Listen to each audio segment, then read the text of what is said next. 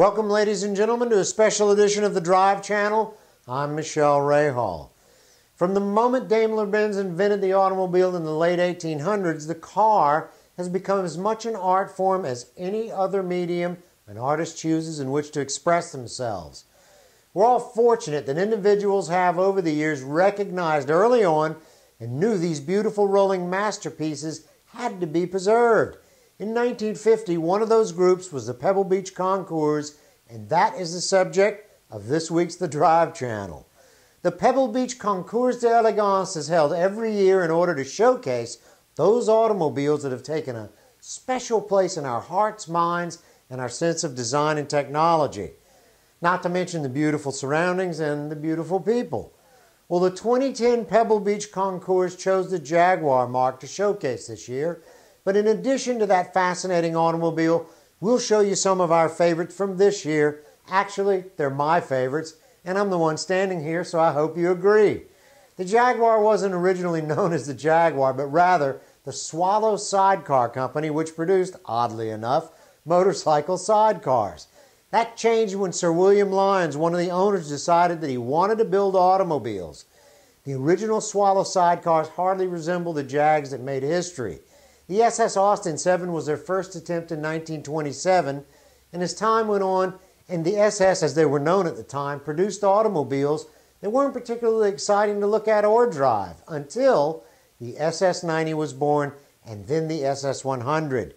The abbreviated name SS was dropped in the 1940s due to its negative connotation to the Nazi SS, and the Jaguar Motor Company was born. At Pebble Beach, some of the most notable of the Jaguar marque were featured. The SS90, which won its class, and the awards then moved up to the XK120. Jaguar's attempt at a road-going straight-six engine whose basic form has lasted for 60 years. At age 3, it was the first car I ever had the chance to drive, or more appropriately, sit in my father's lap and steer, and to me that counts. Jaguar realized they had to race to be considered legitimate. It was a sign of the times, and the battle was with Ferrari. The C-Type was born. My father was lucky enough to own and race one. Then came the game-changing XKD Type, a design wonder with an engine built for endurance and rapid acceleration. Again, my father was fortunate enough to own and campaign number 58 of 62 built. This was a beautiful car with lines that would change automotive design forever. The XK series ran through the XK150, but also introduced a road-going version of the XKD type known as the XKSS. This was a very limited production car that very few had the chance to own, but they were out in force at Pebble Beach this year. Finally, the now iconic XKE type was born, and from there the rest is history. It remains to be seen if Jaguar can recapture the glory days of those groundbreaking works of art. This year, the Best in Show winner at Pebble Beach was the magnificent 1933 Delage D8S Villars Roadster. This car represents everything you would expect in opulence, comfort, and sheer beauty of its day. That beauty remains to the delight of this year's judges. Some of the nominees for this class were the 1939 Delage D8 120 Chaperon Cabriolet and the 1930 Duesenberg J. Grauber Cabriolet. Coming in the special awards category of elegance were the Jaguar XKD type race car.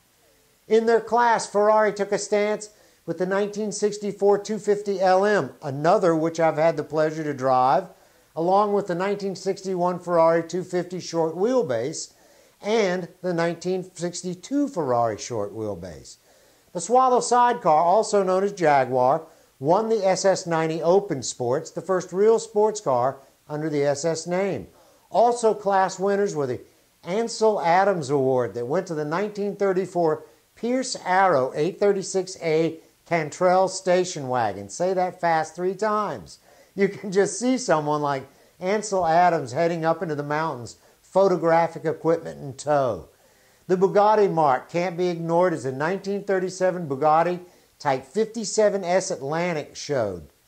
A car far ahead of its time with aluminum fenders and sleek shape. One of these beauties was found in a garage, unrestored and falling apart.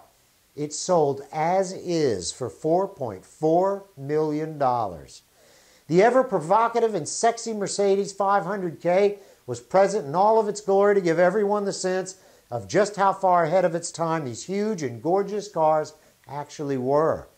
Finally, no show could go on without at least one of the cars that changed automotive history, and that would be the Lotus that the famous Jimmy Clark drove to victory in the 1965 Indianapolis 500, forever changing the way we look at racing cars with a rear engine configuration and a very light chassis.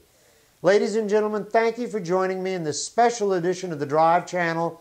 I'm Michele Rahal. We'll see you later this week.